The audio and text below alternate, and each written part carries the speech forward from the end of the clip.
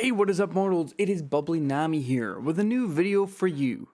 Welcome to part 2 of What If Eri was in Class 1A. I just wanted to greet you guys by saying sit back and relax, you're in for a treat. And so, we begin. As Eri reached her destination, she turned to Aizawa and wrapped him in a tight hug. Bye, Uncle Eraserhead. Good luck on your patrol.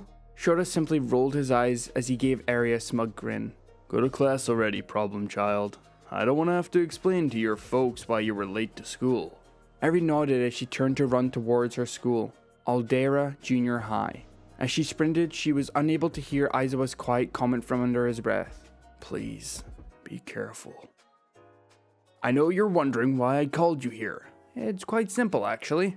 Came the voice from a small bear-like creature. It wore a suit and had a scar over its right eye. Across from him, in a tidy office, stood Aizawa, an eyebrow cocked in intrigue.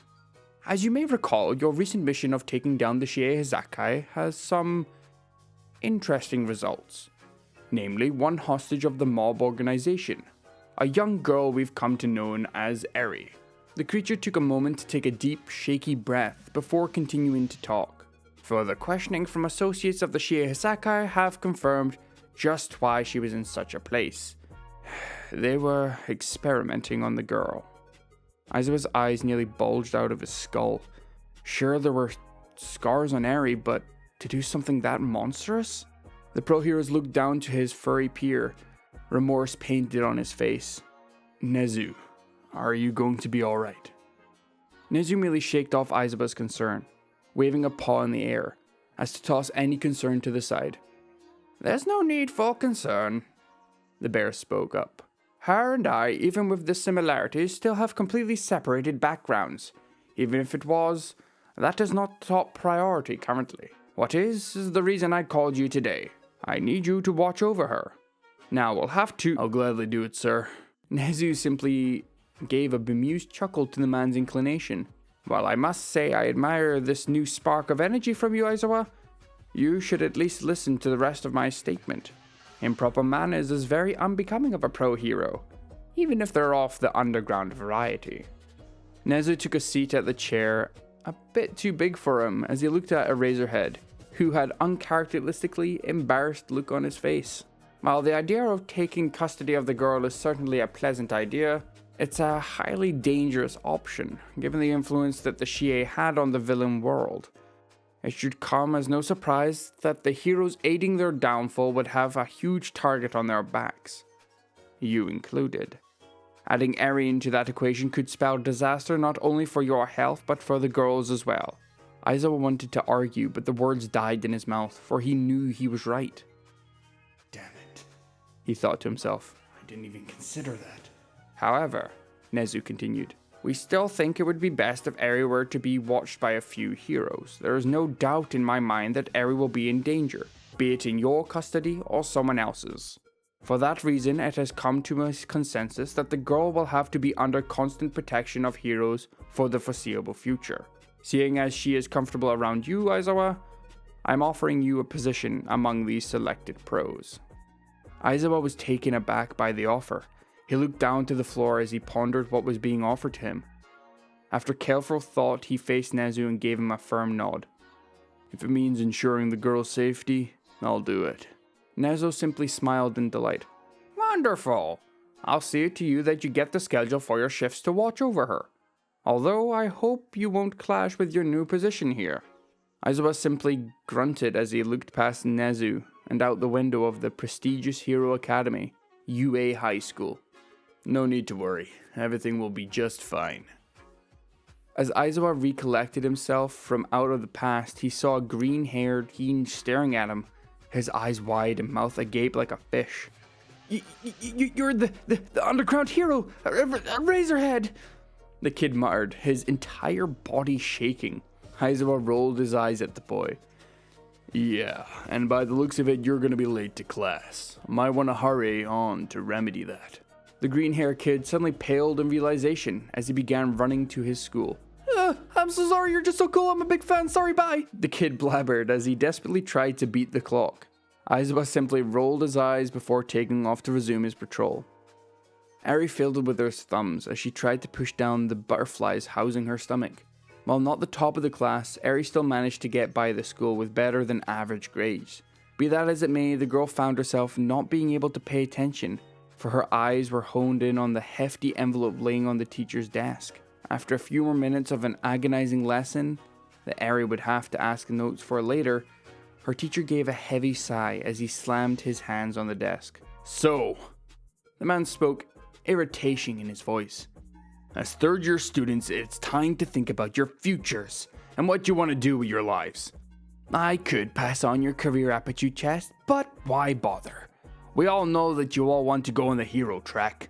Almost immediately, the class blew up in a chorus of cheers, and try as Ari might, she couldn't help but not join in. However, she did take notice of some of her peers who seemed to be not as excited, namely a pair of boys, with green and ash blonde hair respectively.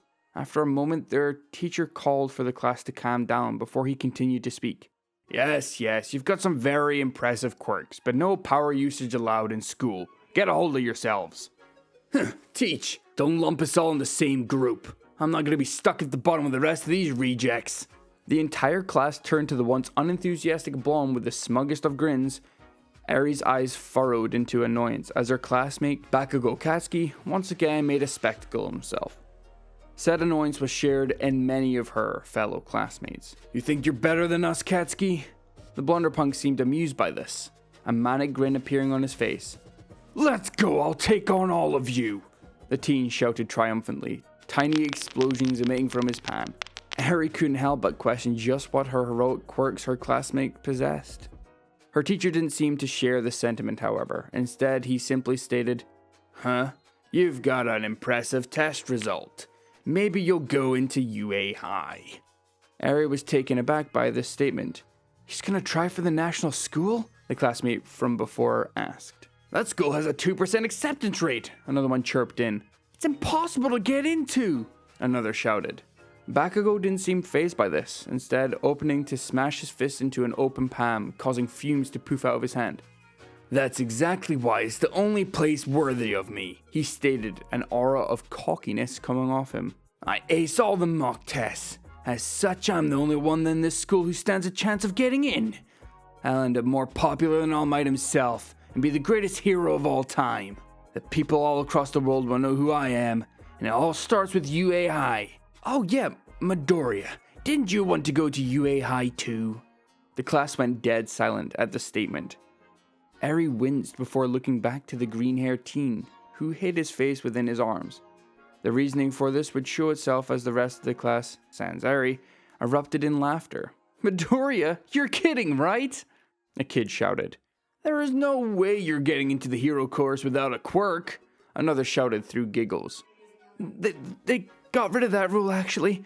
I could be the first," Midoriya countered, before the nervous teen could get anything else out, however. He was interrupted by an explosion at his desk, courtesy of Bakugo. He let out a beastly roar before glaring at his classmate. "Listen up, Deku.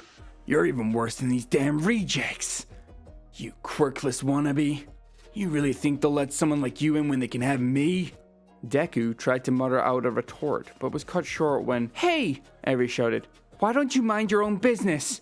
How can you expect to be a hero when you act like such a villain?" Bakugo took a moment to glare at the green-haired boy before redirecting his glare to Ari. Ari could have sworn she saw steam shoot out the bully's nostrils. "Huh? You think you're some big shot now, hornhead?" Bakugo sneered, an evil look painted on his face. Ari winced in hesitation. "I don't know what's worse. A nobody who doesn't have a quirk, or a hapless loser who refuses to use it." Ari clutched the appendage on her head defensively, making Bakugo grin in a sickish delight. "Typical.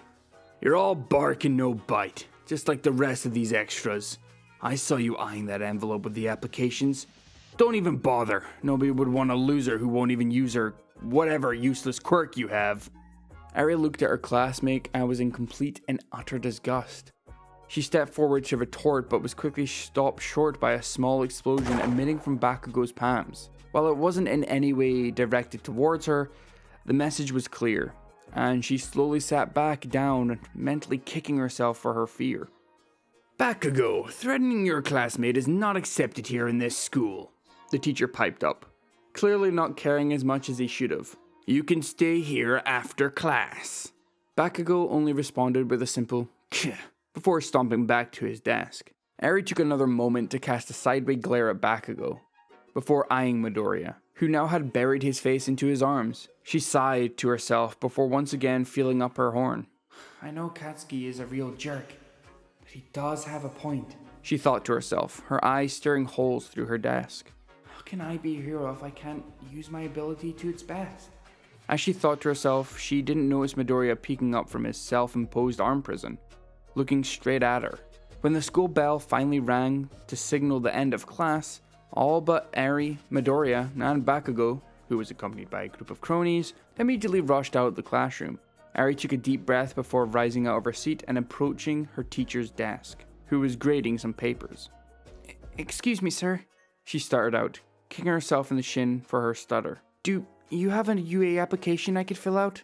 The teacher only replied in a monotone grunt as he motioned over to the pile of papers on his desk. Eri bowed and excitedly nabbed one of the sheets. Oi, did you even hear what I told you earlier? Eri smiled diminished as she turned to look at Bakugo, donning his typical shit-eating grin. Guess that horn's use is to sap up short-term memory. 'Cause I clearly remember telling you that all you'd be is a waste of space. Seriously, what kind of good would someone who refuses to use her quirk would be a use as a hero? She could be anything she wants, Kachan.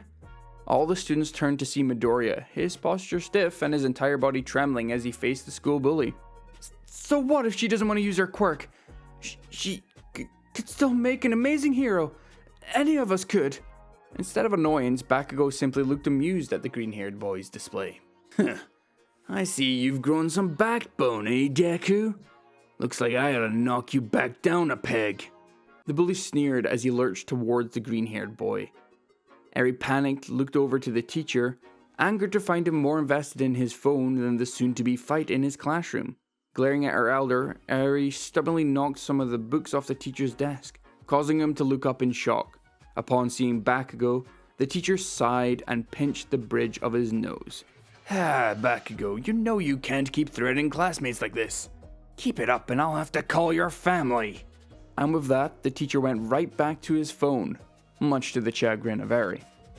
Bakugo, seeing Midoriya distracted by the teacher, quickly snatched a notebook in his hands. Midoriya pales as Bakugo goons looked over to the blonde's shoulder.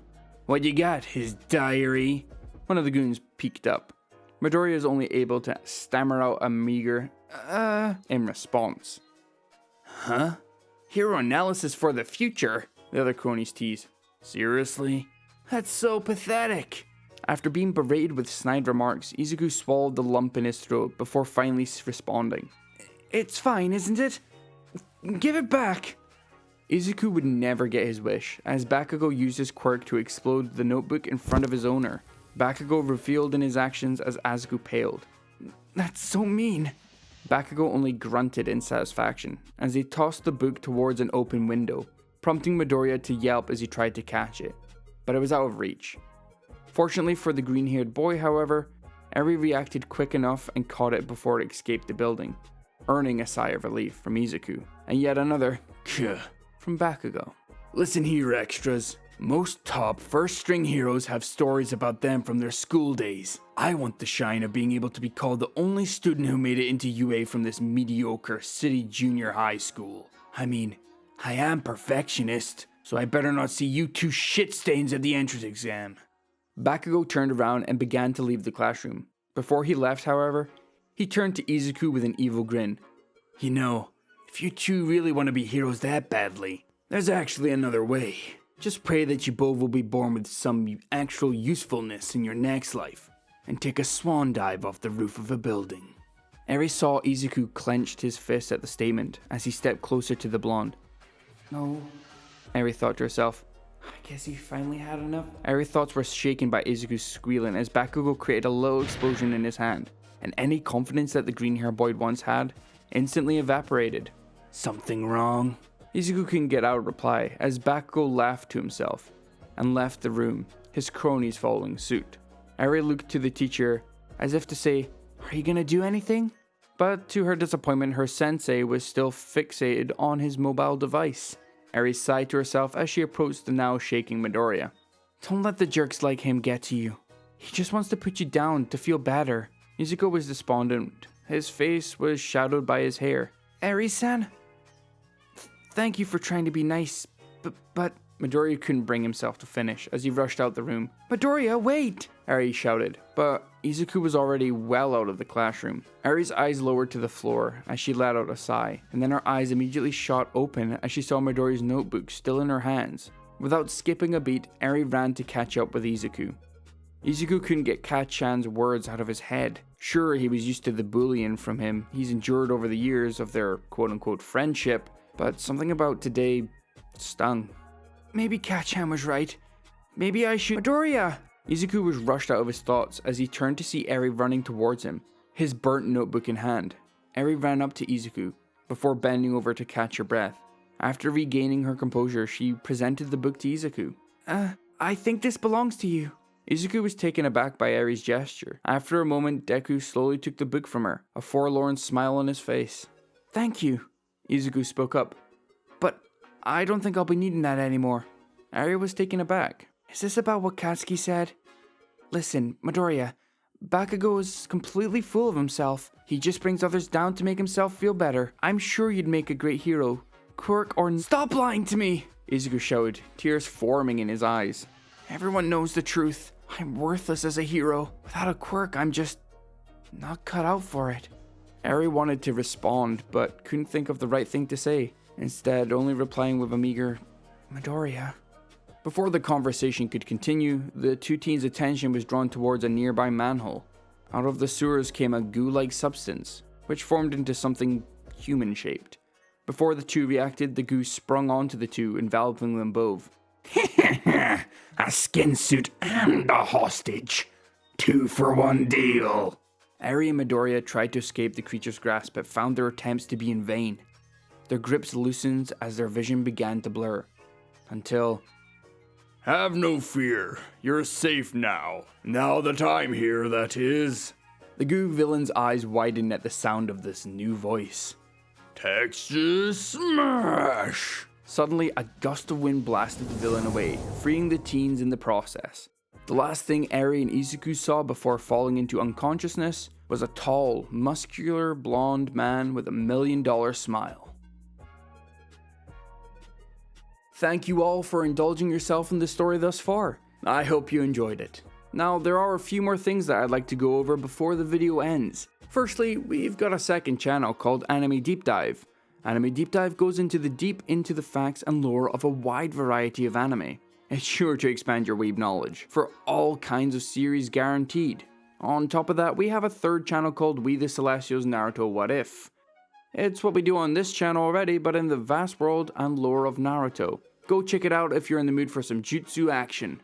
Secondly, on behalf of We the Celestials, I'd like to thank everyone involved in the production of today's awesome content. Their details will be in the description below. Lastly, if you're interested in what we do here at We the Celestials, then I would like to extend our invitation to join the team. The only caveat being, we only accept members 16 years and up to join our team. You can sign up for whichever category fulfills your interest by joining the recruitment Discord using the link in the description below. Our Discord is an all-around fantastic place to be. Whether you're a fan or looking to join our band of misfits, we're always looking for members to join us. Well, that's it from us for today's video, so thank you all for watching, and have a great day.